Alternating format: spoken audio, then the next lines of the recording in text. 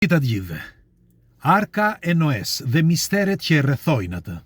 Sot kam një pyetje tepër të rëndësishme që jam i bindur që do t'ju bëj të reflektuani thellë.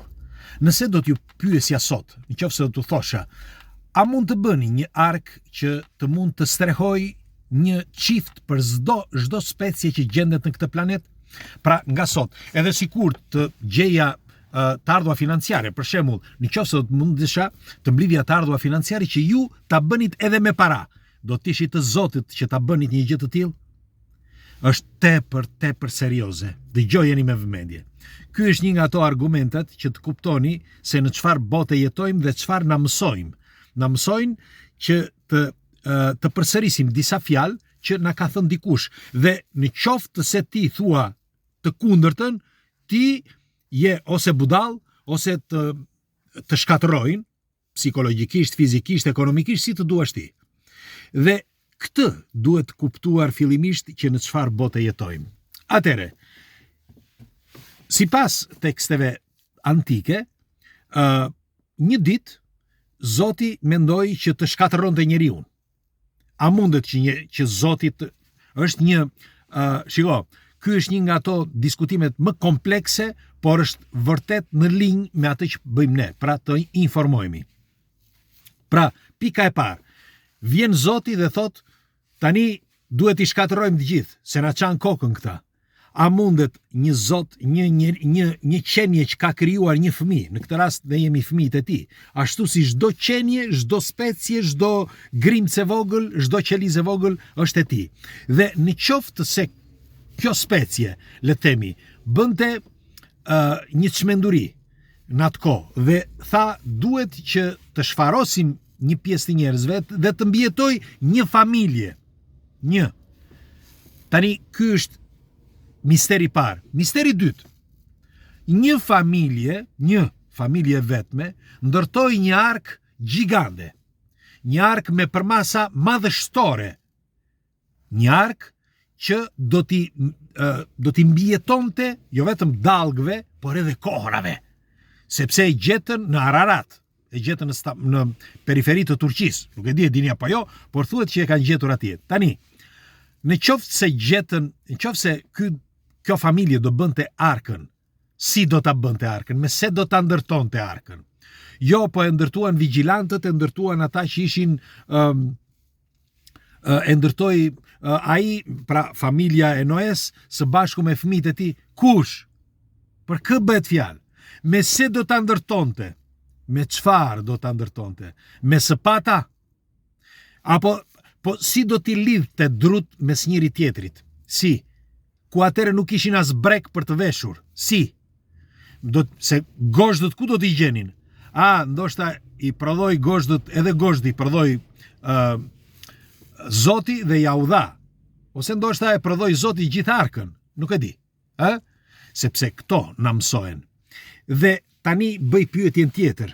Dëgjoni me kujdes, është vërtet shumë e hidhur të mendosh gjëra të tilla, por është kaq e hidhur kur nga ana tjetër të bëjnë budall me këto histori vërtet idiote. Dëgjojeni.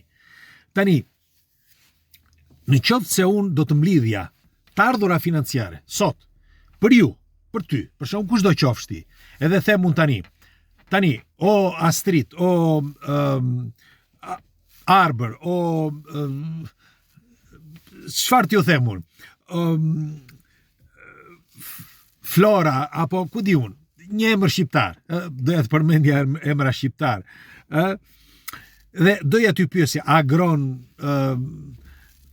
si të doni ju, dhe doja t'ju pyesja juve, në qoftë se sot mbledhim të ardhua financiare, unë dal këtu tani dhe them, do mbledhim të ardhua financiare për Agronin, sepse do bëj arkën e Noes, ashtu si ka dalë dhe një nga Ghana, një afrikan, që po mbledh të ardhuar sepse do bëj arkën e Noes, sepse brenda vitit 2030 do shkatërrohet bota.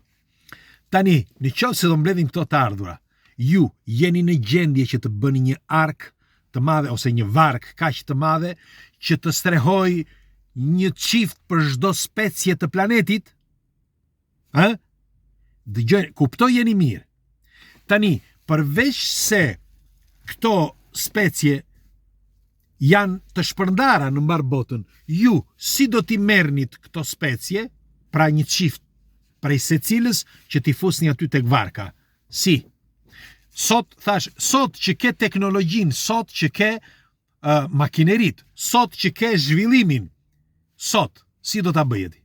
Sot edhe është e pamundur të bësh një vark të tillë. Po, e dëgjuat mirë. Sot është e pamundur të bësh një vark të tillë.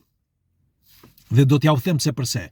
E para një që ne nuk dim, ne, njerëz të thjesht, sado që të japin ty edhe koordinatat, ti shikosh në për kompjutera, në telefona, që të thonë që duhet jetë kaq me përmasa e tjera që do ta thoshte Zoti, dhe ti prap nuk je në gjendje që të bësh një gjë të tillë. Është e pamundur të bësh një gjë të tillë. Atëre, për të gjitha këto pikpyetje, kush ishte kjo familje që ndërtoi varkën? 1. Tjetra, çfarë varke ndërtoi? 2. Dhe e treta, ku gjendej kjo familje? Në çfarë zone? Ku? Sepse në qoftë se gjendej në mal, duhet të shkonte në det. Dhe në atë kohë të shkoje nga mali në det nuk ishte e thjeshtë. Apo jo? Si do të jetonit atje? Si do të jetonin këta? Si jetuan këta? Atje në det apo në një lum? Se ndoshta edhe lum. Si jetuan ata për atë farkohë që ndërtuan varkën? Si? Shikoni, historia është shkruar si është dashur, por në këtë rast mund të them që është një histori jo vetëm e trilluar, por e trilluar shumë keq. Dhe do t'ju them se përse. Unë shpesher u bëj pyetje juve që ta vrisni pak mendjen dhe të diskutojmë së bashku. Dhe shumë prej jush shpesh më pyesin ti çfarë mendimi ke. Sot do t'ju them se çfarë mendimi kam. Atëre, varka, për mendimin tim, nuk ishte lidhje fare me këtë botë këtu. Fare. Nuk ishte një vark e këtij planeti. Pik. Ose në qoftë se ishte vark e këtij planeti, nuk ishte një vark si ajo që mendojmë ne. Jo. Nuk mundet. Është e pamundur. Si do të... Pastaj, tjetra, e zëm sikur do të ndërtonte varkën. Si do të jetonte pastaj me atë bot ku ishte komplet 90 metra si shton, ose 100 metra mbi nivelin e detit? Si do të jetonte? Ku do hante? Çfarë do hante? Sepse ku do jetonte? Në qoftë se u rritën ujrat, më duke se erdhën çunat, po do e mbyll këtë 5 minuta, më falni, do e mbyll. Dhe po thosha, ku do të hanin këta njerëz, në qoftë se 90 metra lartësi ose 100 metra lartësi kishte arritur uji. Në për tekstet antike thuhet që kishte vende që ishin të lulëzuara. Dakord. Dhe ky me vark shkoi atje. Po do e fillonte jetën nga e para, nga hiçi. Dhe tjetra, nuk mbijetuan të tjerë, se nëse kishte vende të lulëzuara, padyshim disa mund të kenë mbetur dhe kanë shkuar atje. Apo këta vdiqën nga i ftohti ose nga vapa. E zëm nga i ftohti. Po mirë, Noe, së bashku me familjen, nuk do vdiste nga i ftohti. Dhe tjetra që është më e fundit fare. Si u shumëfishua planeti? Në qoftë se u shkatërrua, si u shumëfishua? Pra, për mendimin tim, nuk ishte kështu. Jo. Për mendimin tim, ishte diku tjetër. Ajo që mendoj unë.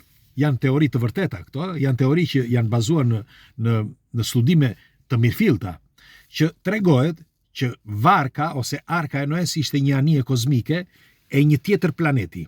Morën speciet, morën farat dhe erdhen në këtë planet.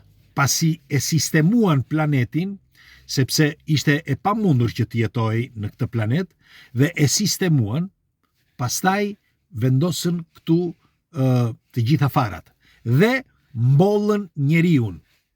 Kjo është një teori që thonë disa studiues vërtet të viteve të fundit, që mendojnë që e vërteta është krejt ndryshe nga ajo që na thuhet. Tjetra, edhe sikur mos të ishte e vërtet kjo, pra që kemi të bëjmë me një specie që vinte nga një botë tjetër që jemi ne, sepse ne jemi, me kalimin e kohës, njeriu e harroi këtë, harroi, si mund të quhet, gjenezën, harroi historinë, ose e bëri siç mendonte në atë kohë, sepse në atë kohë, ne po flasim që këto histori u trilluan para viteve zero. Njeriu jetonte në përshpella, nuk ishte aq. Sot mos shikoni sot ne na duket çdo gjë natyrale sepse ne jetojmë këtë kohë. Por merrini me mend ju, nëse do të gjendeshit ju tani 2000 vjet më parë. Në një kohë 2000 vjet më parë do t'ju hanin të gjallë. E para një nga fytyra, nga mënyra, nga pastërtia, nga çdo gjë dhe nga mënyra e mendimit, sepse nuk ishte një mendim të atërshëm. Pra ti duhet i përshtatesh atij vendi, e njëjta gjë nëse ata do të jetoni sot. Por ne, me zhvillimin që kemi sot, ne është e pamundur që ta ndërtojmë sot Arkën e Noes dhe merreni me mend atëherë. Dhe si u zhvilluan këta, që ishin të njëjtës familje, pa patur asnjë problem gjenetik. Është turp ta mendosh këtë. Tani do të dëshiroja një komentin tuaj. Ju, çfarë mendimi keni për këtë argument? A mundet që të jetë kjo Arka e Noes sipas mendimit tuaj ashtu siç na është treguar në libra, apo është një ark ose një varg e ardhur nga një tjetër botë, ose ndoshta një varg e një zhvillimi tjetër njerëzor ashtu siç dhe tani u ndërtua një varg ndryshe, okay, e madhe, por me teknologji shumë herë më të madhe se sa kjo, të një bote që njeriu ishte në zhvillim akoma më të madh, ndërtoi një varg dhe qëndroi në mes të detit. Dhe aty le të themi që mbasi u qetësuan ujërat, filloi zhvillimi i njeriu. Mund të jetë dhe kjo sipas mendimit tuaj. Pres komentet tuaja dhe si gjithmonë kush është rastësisht nëse nuk e ka bërë ende, bëjini like faqes dhe videos që të shihemi sërish dhe ju falenderit për që jemi bashk, falenderit dhe për mbështetjen. Ju përqafoj. Hajde, punë të mbar sot.